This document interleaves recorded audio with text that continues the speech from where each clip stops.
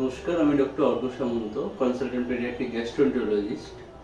আজকাল দেখা যায় যে কোনো বাচ্চার যদি পেট ব্যথা হয় বা কনস্টিপেশন হচ্ছে, সেই জন্য পেডিয়াট্রিশিয়ানদের কাছে গেলে তারা প্রথমেই বলেন যে দুধ, গ্লুটেন এগুলো সব বন্ধ করে দিতে।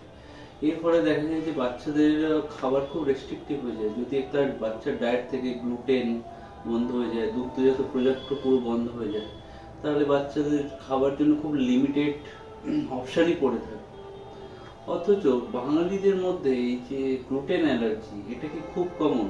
আমরা যতদূর জানি যে নর্থ ইন্ডিয়া, উত্তরপ্রদেশ, বিহার, দিল্লি, গুজরাট, হরিয়ানা, পাঞ্জাব, এখানে গ্লুটেন অ্যালার্জি যত কমন, বাঙালিদের মধ্যে কিন্তু গ্লুটেন অ্যালার্জি এতটা কমন নয়।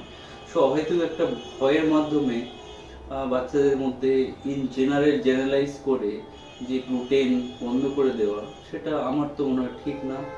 বরঞ্চ কনস্টিপেশনের জন্যে হাই ফাইবার ডায়েট, যেটা যে খাবার খুব বেশি মাত্রায় ফাইবার আছে, সেই খাবার দিলে কিন্তু বাচ্চাদের রেসপন্স বেটার হয়।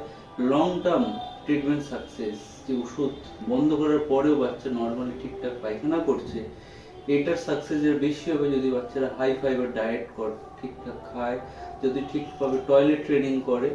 এবং এইসবের জন্য আরও বিস্তারিত জানতে ভিজিট করুন আমাদের ক্লিনিক। Thank you.